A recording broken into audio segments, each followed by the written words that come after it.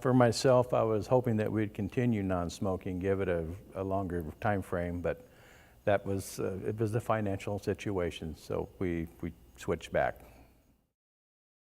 I noticed when we pared back that our revenue started increasing back up again.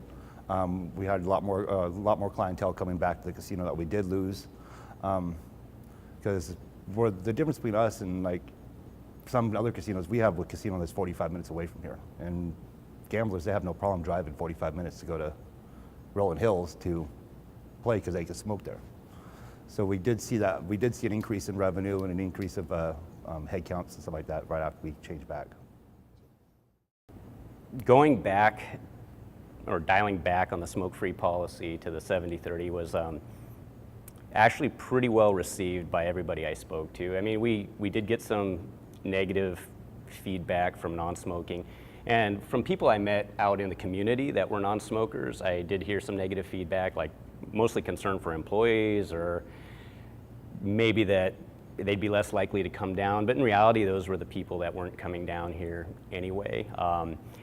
In regards to that transition period, from a facilities perspective, you know, we do incur extra maintenance fees and whatnot by going back to smoking. So now, order of magnitude of filters that have to be changed and maintenance on environmental equipment and HVAC does go up. So that did affect our budget.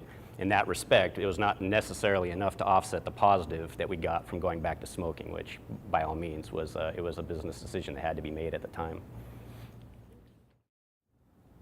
It didn't really bother me too much with the non-smoking or going back to smoking, except for the smoke itself. Because as a smoker, I mean, I didn't smoke. I try not to smoke in crowds due to, you know, not everybody smokes. So that's just my own thing. So it didn't really bother me one way or the other. Two sides, actually. As a team member, I was bummed because I really enjoyed the non-smoking atmosphere. But as a management side, I knew our numbers were down, and I had talked to some guests, and they said once they get out to the smoking areas, which, you know, we had really nice smoking areas, they decided to go home instead of come back in and get on their machine, or they got up from their machines, their favorite machines, and someone had already sat down there, and so they would just go home. So I did speak to a few people about that, but I knew it needed to be done. We needed to go back.